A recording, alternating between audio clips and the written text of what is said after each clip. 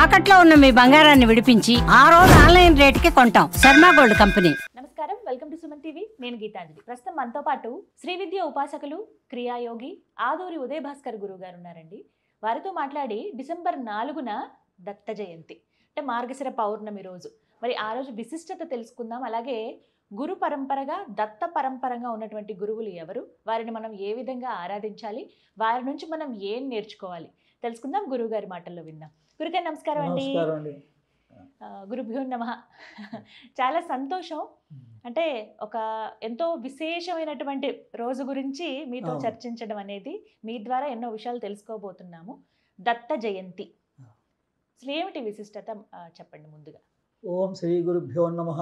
గురుర్బ్రహ్మ గురుర్విష్ణు గురుదేవో మహేశ్వర గురు సాక్షాత్ పరబ్రహ్మ తస్మై శ్రీ గురవే నమః.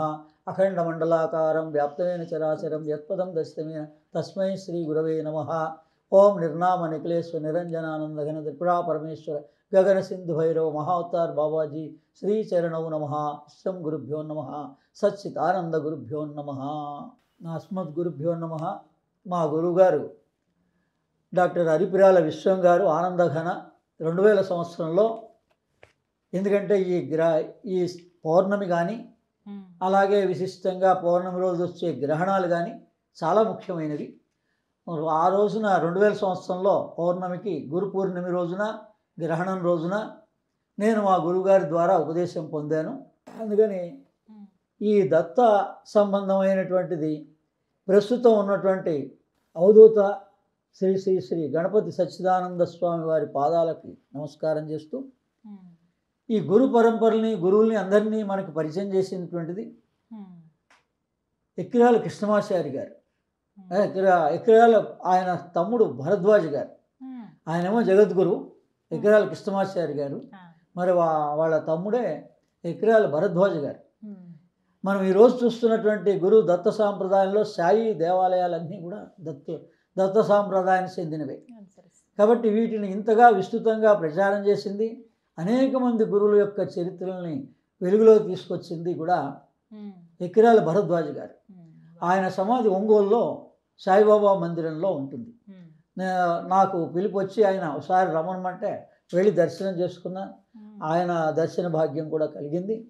అందుకని వారందరి యొక్క అనుగ్రహం వల్ల మనం ఈ రోజున ఈ దత్తాత్రేయుని యొక్క రహస్యాల్ని, ఎందుకంటే ప్రారంధాలని మన అనేక కష్టాలు, ధన నష్టాలు, అనేక సమస్యలు, శారీరక సమస్యలు, ఇంకా స్పెషల్గా బయటికి ఎవరు చెప్పటంలే కానీ మీరు మీ లొకాలిటీలో మీ స్ట్రీట్లో చూస్తే సైక్రాటికల్ పర్సన్ లేని లొకాలిటీ నాకు కనపడలేదు.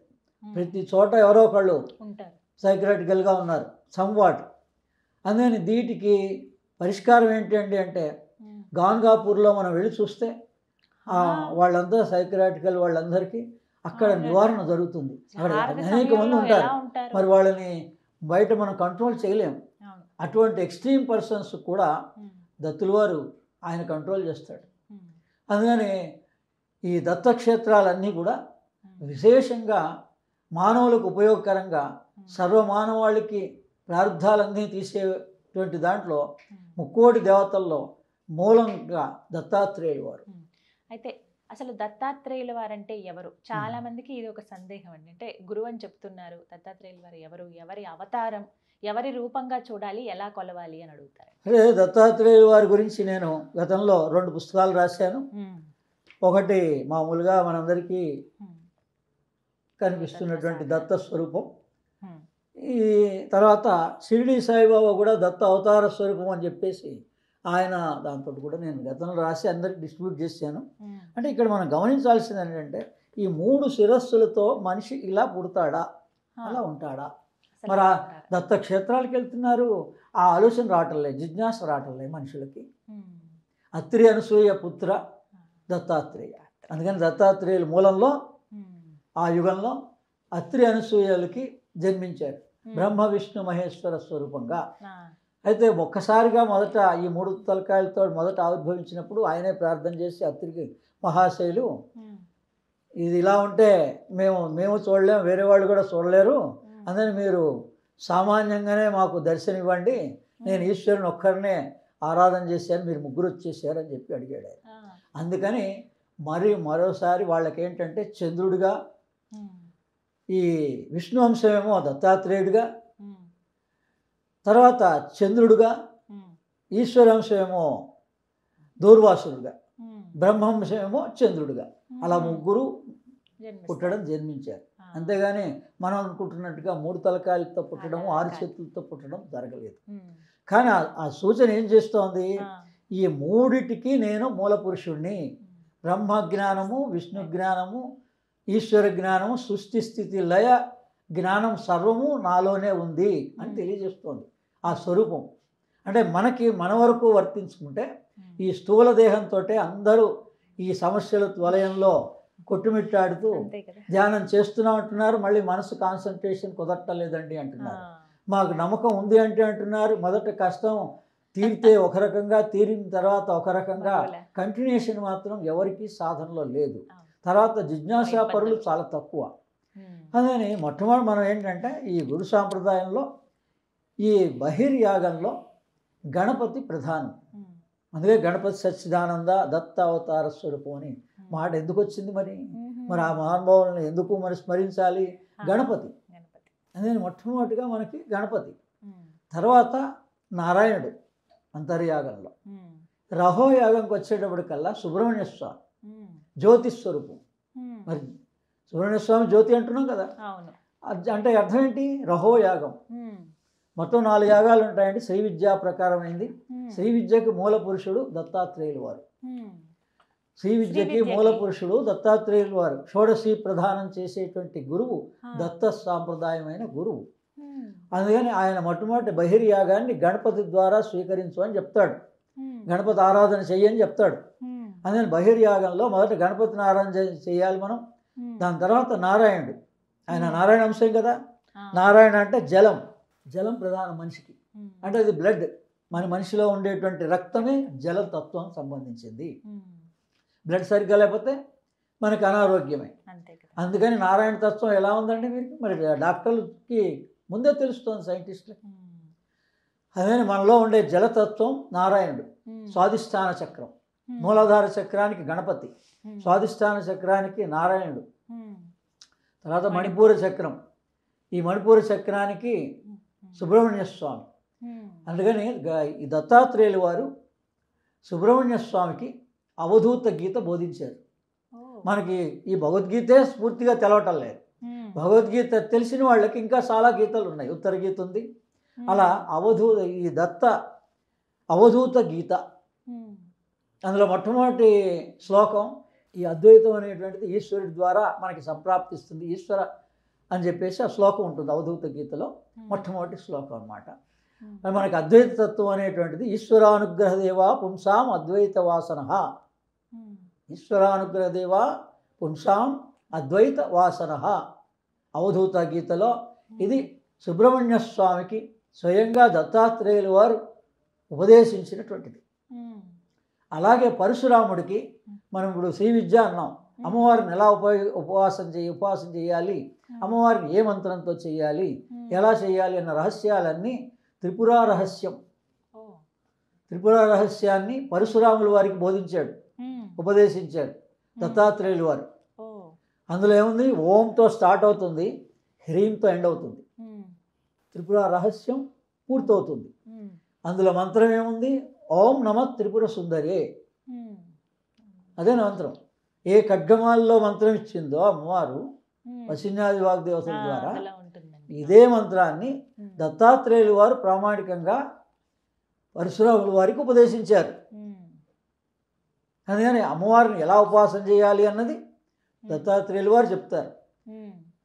అనఘా సమేత అనఘస్వామియే నమః అంటే అందులో 2-3 విశేషమైన రహస్య నామాలు ఉంటాయి. ఓం నమో భగవతే కార్తవీర్యార్జునాయ నమః. ఎవరైతే ధనం కోల్పోయారో, ధనపరమైన సమస్యలు ఉన్నాయో, ఇటువంటి సమస్యలన్నిటికీ కూడా పరిష్కారం అయ్యేటువంటి మంత్రాన్ని దత్తాత్రేయులు వారు ఓం నమో భగవతే కార్తవీర్యార్జునాయ నమః. కార్తవీర్యార్జునాయుడు దత్తాత్రేయులు వారు శిష్యుడు. అందుకని ఆయనకి ఉపదేశించిన ఆ నామం మనకి పనిచేస్తుంది. ఇది దత్త భాగవతం అని మొట్టమొదట్లో మనకి టెంబై స్వామి ఏమో మరాఠీలో రాశారు. మనకి తెలుగులో ఈయన చందోలు రాఘవనారాయణ శాస్త్రి గారు దత్త భాగవతం అని 1000 పేజీల్లో రాశారు మూలంలో. అందులో వేద శర్మకి సప్త బీజాక్షర మంత్రాన్ని చాలా అత్యంత కష్టాల్లో ఉంటే ఆయనకు ఉపదేశించారు దత్తాత్రేయులు వారు సాధు స్వరూపంగా వచ్చి. సప్త బీజాక్షర అని ఉంటుంది అంతే, అందులో ఇంకా వేరే ఉండదు. 3వ అధ్యాయం 3వ అంశం 5వ అధ్యాయంలో ఉంటుంది సప్త బీజాక్షర. దాన్ని మా గురువుగారు అరిపురాల విశ్వం గారికి దత్తాత్రేయులు ప్రత్యక్షమై చాలా కాలం క్రితమే 30 సంవత్సరాల క్రితం గిరినారులో ప్రత్యక్షమై ఈ మంత్రాన్ని దత్త మాలా మంత్రాన్ని కూడా ఇచ్చారు. అంటే సప్త బీజాక్షరాలతో మాలా మంత్రం ఉంటుంది. ఇంకా ఉపదేశంగా తీసుకోవాలి, అవి ఒక గురు ద్వారా తీసుకోవాలి.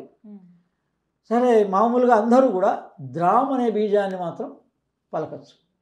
ద్రామ్ ఇది ఉపదేశం ఉన్నటువంటి వాళ్ళు. నా ద్వారా చాలామందికి ఉపదేశం ఇచ్చాను నేను. అలా ఏ ఉపదేశమైనా గాయత్రి కావచ్చు, పంచాక్షరి కావచ్చు, ఏదైనా ఉపదేశం పొందిన వాళ్ళంతా ఈ సప్తబీజాక్షరి మంత్రాన్ని కూడా స్వీకరించవచ్చు.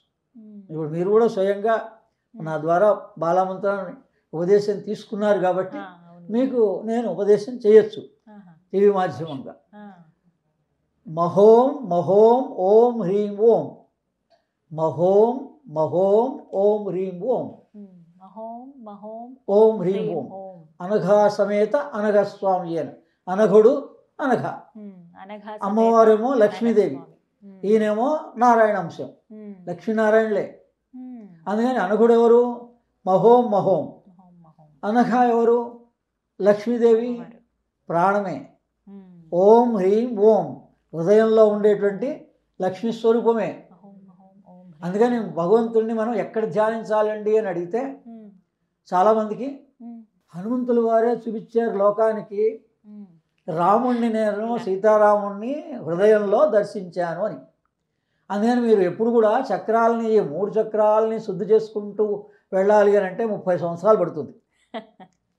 మూలాధారము, స్వాధిష్టానం, మణిపురాన్ని మీరు సంపూర్ణంగా శుద్ధి చేసుకోవాలంటే ఒక్కొక్క చక్రం 10 సంవత్సరాలు పడుతుంది.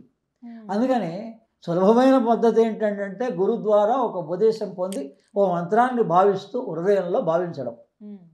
అందుకని హృదయంలో ఆంజనేయ స్వామిని ఒకసారి తలుచుకొని ఆ రాముల వారు సీతాదేవి ఎలా ప్రత్యక్షమైందో మనకు కూడా మనకు కావాల్సిన నేను ఈ లోపలే ఉన్నటువంటి వాడు ఆ భగవంతుడు ఎవరు, ఏ స్వరూపంగా మీరు భావిస్తే ఆ స్వరూపం మీ హృదయంలోనే ఉంది ఆ శక్తి. మహోం మహోం ఓం హ్రీం ఓం. ఆ ఓం హ్రీం, ఆ హ్రీంకారం అనేటువంటి బీజాక్షరం ఎక్కడ హృదయంలో స్పందిస్తోంది. అందుకని హృదయంలో మనం ధ్యానం చేస్తూ మహోం మహోం ఓం హ్రీం ఓం అని కనుక ధ్యానం చేయగలిగితే ధ్యానానికి మూలం దత్తాత్రేయులు వారు. అందుకని ఈయన షోడశ కళా పరిపూర్ణుడు. అందుకని ఈయన ఈ పౌర్ణమి గడియల్లో అత్రి అనసూయలకి పుత్రుడుగా జన్మించాడు. తర్వాత మనకి శ్రీపాద శ్రీవల్లభ చరితామృతం అని మొట్టమొదటి ఈ యుగంలో శ్రీపాదుల వారుగా పిఠాపురంలో జన్మాను. అందుకని ఆయన చరిత్ర ఉంది. అందుకని ఆ చరిత్రలో మామూలుగా ఈ ఉపదేశం లేని వాళ్ళు మంత్రాన్ని చేయాలి సంశయం ఉన్నటువంటి వాళ్ళందరికీ దత్తాత్రేయ వజ్రకవచం ఉంది, అద్భుతమైంది. యూట్యూబ్లో సెర్చ్ చేస్తే వస్తుంది, దత్తాత్రేయ వజ్ర కవచం, వాయిస్ రికార్డ్ కూడా ఉంటుంది. అది పారాయణ చేయొచ్చు.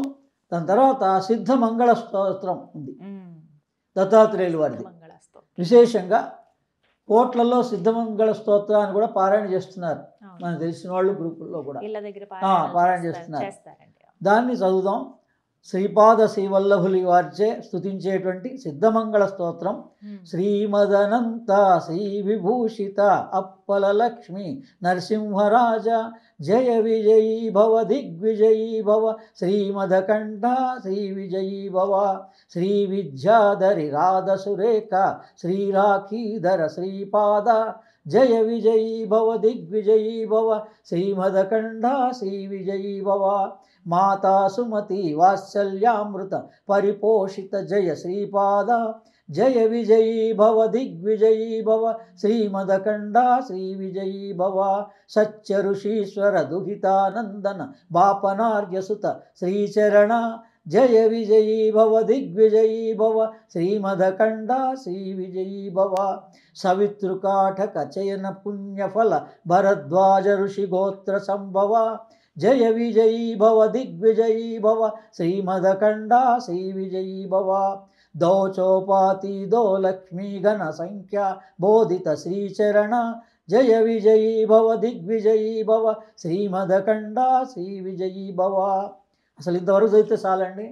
అద్భుతమైన రహస్యాన్ని ఇందులో దత్తాత్రేయులు వారు సూచనప్రాయంగా ఇటువంటి శిష్యులకి బోధించాడు. సుబ్రహ్మణ్య స్వామి లాంటి వాడికి, పరశురాముడు లాంటి వాడికి, వేదశర్మ లాంటి వాళ్ళకి ఈ రహస్యాన్ని తెలియజేశాడు. ఏమని? దోచోపాతి దో లక్ష్మీ గణ సంఖ్యాబోధిత శ్రీచరణ. సాంఖ్యంలో రహస్యం ఉంది, భగవద్గీతలో సాంఖ్యయోగంలో రహస్యం ఉంది.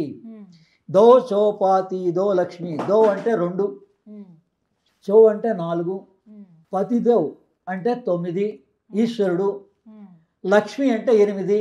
ఇది శ్రీపాద శ్రీవల్లభ చరితామృతంలో గాయత్రీ మంత్ర వివరణ తర్వాత దీని వివరణ అంతా ఉంది. నేను చెప్తున్నది నేను సొంతంగా చెప్తున్నది కాదు. అందుకని కానీ ఎంతోమంది ఏదో పేరుకి ఇన్ని రోజులు చదవాలండి, అన్ని రోజులు చదవాలండి అని చెప్పేసి ఇప్పటికే కొన్ని లక్షల కాపీలు శ్రీపాద శ్రీవల్లభ చరితామృతం చదివిన వారు ఉన్నారు. కానీ నేనేం చెప్తున్నా, కేవలం సిద్ధమంగళ స్తోత్రంతో మీ జన్మ తరించబడుతుంది. ఒక్క స్తోత్రం చాలు. ఇప్పుడు ఏం రాశాడు ఆయన? ఈ సంఖ్య నాది, కోడ్ వర్డ్ ఉంది, పాస్వర్డ్ లాగా. మీకు గురువులు, సద్గురువులు, జగద్గురువులు, శ్రీకృష్ణ పరమాత్మ అందరి దర్శనం అవుతుందా అని అడిగారు. మీరు పాస్వర్డ్ని ఉపయోగించుకోండి, మీకు అవుతుంది. నాకు అయింది, మా గురువులకి అయింది. ఏముంది నంబరు? 2, 4, 9, 8. ఈ సృష్టి యావత్ రహస్యం అంతా 2, 4, 9, 8లో ఉంది. 2, 4 అంటే 24 గాయత్రి మంత్రం. నేను గాయత్రి స్వరూపుణ్ణి నేనే అంటున్నాడు ఆయన. అలాగే శ్రీచక్ర స్వరూపుణ్ణి నేనే. 9 అంటే శ్రీచక్రం, మీకు అందరూ తెలుసు. అలాగే 9 అనేది ప్రణవము, నవము, ఓంకార రహస్యం ఇందులో ఉంది. సూర్యుడిలో ఉన్నది ఓంకారమే. నేనే ఆ సూర్యనారాయణ్ణి. మీకు దత్తాత్రేయుడు కనిపిస్తూనే ఉన్నాడు. పొద్దునే తెల్లారి లేవగానే ఆ అరుణోదయము, ఆ అరుణ కాంతుల్ని మనం గమనించాలి. ఇవన్నీ కూడా మీకు నుదుటిలో సాక్షాత్కరిస్తాయి. మీరు సూర్యోపాసన చేస్తే సూర్యుడిగా, చంద్రోపాసన చేస్తే చంద్రుడిగా, అగ్ని ఉపాసన చేస్తే అగ్ని, నక్షత్రాలుగా మీకు అన్నీ కూడా కృతికా నక్షత్రం అన్నారు. అందుకని అగ్ని ఉపాసన చేస్తే నక్షత్ర దర్శనం అవుతుంది. సూర్యోపాసన చేస్తే సూర్యబింబం గోచరించబడుతుంది. చంద్రోపాసన చేస్తే చంద్రబింబం గోచరించబడుతుంది. నేను అన్ని అనుభవపూర్వకంగా 24 సంవత్సరాల్లో ఈ శ్రీ విద్య వల్ల, క్రియాయోగం వల్ల ఈ ఉపాసనలన్నీ చేసి బహిర్యాగ, అంతర్యాగ, రహోయాగ, మహాయాగాలు పూర్తి చేశాను నేను. అందుకని చెప్తున్నా ప్రామాణికంగా 2, 4, 9, 8. అందుకే దీన్ని, ఈ రహస్యం ఎక్కడుందండి, దీన్ని ఎలా ఉపయోగించుకోవాలంటే మీరు వెంటనే మనకందరికి జగద్గురు కాబట్టి, శ్రీకృష్ణ పరమాత్మ కాబట్టి భగవద్గీతలో దీని వివరం ఉందన్నమాట. ఈ 2, 4, 9, 8. 2వ అధ్యాయం సాంఖ్యయోగం, 4వ అధ్యాయం జ్ఞానయోగం, 9వ అధ్యాయం భగవద్గీతలో ఉంది. అలాగే 8వ అధ్యాయం అక్షర పరబ్రహ్మ యోగం. ఇవి గుర్తుపెట్టుకుంటే చాలు మీకు. ఈ 4 ఆదిశంకరాచార్యులంతటి వాళ్ళు ఈ భగవద్గీతకి వ్యాఖ్యానం రాశారు మహానుభావుడు. ఆయన ఏం చెప్పాడు? ఒక రహస్యం, ప్రతి మంత్రానికి, ప్రతి గ్రంథానికి బీజము, శక్తి, కీలకం ఉంటాయి. ఈ 3కన్నా గొప్పది హృదయం. ఈ భగవద్గీత హృదయం ఏదేంటంటే 4. జ్ఞానయోగం భగవద్గీత యొక్క హృదయం. ఒక్క శ్లోకం చాలు. ఈ దత్త సాంప్రదాయంలో ఉన్నవాళ్ళంతా భగవద్గీతను కూడా పారాయణ చేయాలి. భగవద్గీతను పారాయణ చేసే వాళ్ళంతా గురువు కోసం దత్త పారాయణ చేయాలి. ఇది ఆ రెండింటి యొక్క అది 2లో ఉన్న రహస్యం. ఈ దో చోపాతి అన్నాడు కదా, ఈ 2 యొక్క రహస్యం ఏంటి? దత్త సాంప్రదాయంలో ఉన్న వాళ్ళంతా భగవద్గీతను చదవండి. భగవద్గీతను చదువుతున్న వాళ్ళంతా గురువు కోసం మీరు ఎక్కడ ఎతక్కర్లే.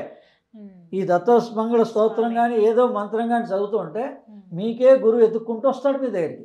అంటే చూపిస్తాడు స్వప్నంలో మీకు ఎవరు సరైన గురువో. అందుకని స్వప్నంలో చూపించింది 100% కరెక్ట్. బయట మనం ప్రయత్నం చేసి వాళ్ళ నిజంగానే గురువు అంటాం, తర్వాత మన పనులు జరగకపోతే ఆ గురువుకి ఏమీ తెలవలేదు అంటాం. అది కాదు. అందుకని ఈ 2, 4, 9, 8లో విశేష రహస్యాలు ఉన్నాయి. ఒక సైంటిస్ట్ పరిశోధన చేసినట్టుగా కనుక మనం అంత ఇంట్రెస్ట్ కనుక జిజ్ఞాస చూపించిన వాడికి వీడు కూర్చున్న చోట్లోనే అంతటి మహనీయుడు అవ్వచ్చు.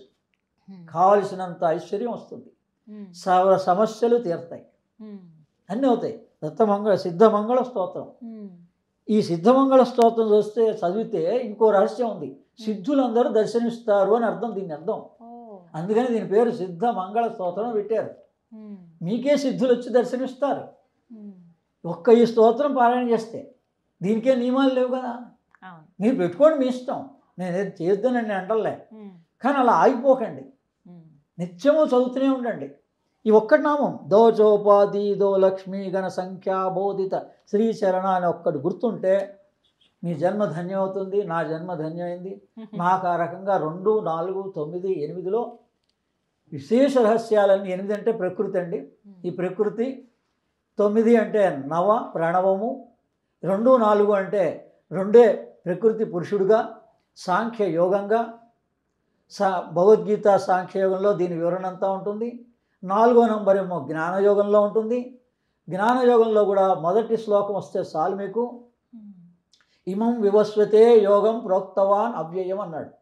జ్ఞానయోగంలో మొదటి శ్లోకం ఇమం వివస్వతే యోగం ప్రోక్తవాన్ అవ్యయం అంటే ఈ అవ్యయమైన నాశనరహితమైనటువంటి ఈ యోగాన్ని నేను మొట్టమొదట సూర్యుడికి ప్రదానం చేశాను. సూర్యుడు మనువుకి ఇచ్చాడు, మనువు ఇక్ష్వాకుకి ఇచ్చాడు అన్నాడు. మనువు అంటే మనమే, మనుషులు. మనం ఎవరిని ఉపాసన చేయాలి? అప్పుడు సూర్యోపాసన చేయాలి, సూర్య నమస్కారాలు చేయాలి, అంతే. గాయత్రి మంత్రం లేదా గాయత్రి మంత్రం లేకపోతే అనేక రకాల విశేషమైన గాయత్రి ఆల్టర్నేట్స్ ఉన్నాయి. అరవిందో గాయత్రి చేసుకోండి, చాలా ఉన్నాయి గాయత్రి. అంటే 24 గంటల్లో మనం ఎలా జీవించాలో, ఏ ప్రకారంగా జీవిస్తే యా నిశా సర్వభూతానాం తస్యాం జాగర్తి సంయమి, ఈ రహస్యాన్ని రాత్రిలో ఉంటుందండి అందరి రహస్యం. ఎందుకంటే ఈ దత్తాత్రేయుడు అంటే ఒకటేమో నారాయణ అంశం చెప్పాం, రెండోది చంద్రుడు అన్నాం, మూడోది దూర్వాసుడు అన్నాం. దూర్వాసుడు ఆర్యా ద్విశతి అని ఇచ్చేసాడు, అద్భుతమైనటువంటి అమ్మవారిని స్తుతించేటువంటి ఆర్యా ద్విశతి. అందులో చాగంటి వారి వ్యాఖ్యానం వినండి. మీకు ఎక్కడ దేహంలో ఏ సమస్య ఉంటే మీరు లలిత అంటే నుదుటి మీద ఏదైనా సమస్య వస్తే లలిత అనుకుంటే చాలు అని ఉంది. అలా ప్రతి భాగానికి ఆర్యా ద్విశతిలో రహస్యాలు ఉన్నాయి. ఇదంతా ఎవరి కృప? దత్తాత్రేయుడు వారి కృప. అదే కదా. మరి ఆయన వేరు ఎలా అవుతాడు? లలితా సహస్రనామం వేరు ఎలా అవుతుంది? శ్రీ విద్య వేరు ఎలా అవుతుంది? పురుషుడిగా భావిస్తే దత్తాత్రేయుడు, స్త్రీగా భావిస్తే మహా త్రిపుర సుందరి. ఏకముఖి దత్తుడే మహావతార్ బాబాజీ లోకానికి.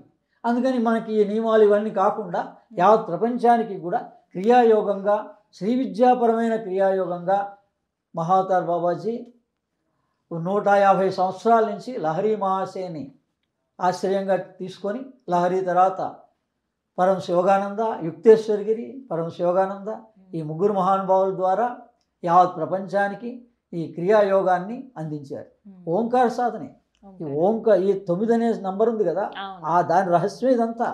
9 అంటే ప్రణవము, తస్య వాచక ప్రణవ. ఈ 9 అంటే ఓంకారమే. ఈ ఓంకారాన్నే వివరంగా తీసుకుంటే 24గా గాయత్రి మంత్రం అయింది. దీన్నే ఆనాపానాసతి అని బుద్ధుడు బోధించాడు. దీన్నే క్రియాయోగం అని మహావతార్ బోధించాడు. మొత్తం అంతా ఒకటే కదండి, మనం వేరుగా భావిస్తున్నాం. ఎక్కడో అక్కడ మీరు మొదలు పెట్టండి. మీరు రోజు ఓంకార సాధన చేసుకోండి, లేదా సంధ్యా సమయంలో ఇటువంటి స్తోత్రాలని పారాయణ చేయండి. స్తోత్ర పారాయణ చేస్తే ఏమొస్తుంది? మన శోకం దూరం అవుతుంది. ఏ స్తోత్రం చదివినా మీ ఇష్టం, ఏదైనా స్తోత్రం చదవండి.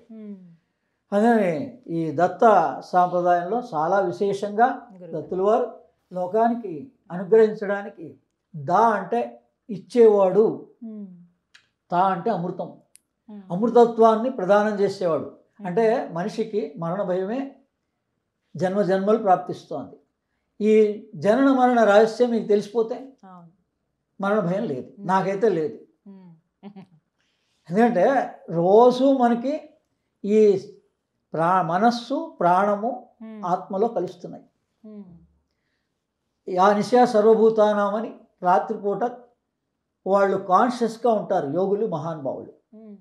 అంటే సమాధి స్థితిలో మీకు ఆ రహస్యాలన్నీ తెలుస్తాయి. మొదట సవికల్ప, తర్వాత నిర్వికల్ప. రోజు కూడా 24 గంటల్లో ప్రతిరోజు మరణం జననం జరుగుతోంది. ఇది తెలిస్తే మీకు ఇంక మరణం గురించిన భయం ఎందుకు ఉంటుంది? దేహం ఒక టైం వస్తుంది, దీంతో ఎంతవరకు పని చేయాలో డ్యూటీ చేయాలో చేసాం, తర్వాత ఇంకో దేహాన్ని ఇస్తాడు భగవంతుడు, దాంతో మీరు ఏం డ్యూటీ చేయాలో చేయండి. మీకు చిట్ట చివరిలో మీరు ఏం స్మరిస్తే అటువంటి జన్మ వస్తుంది.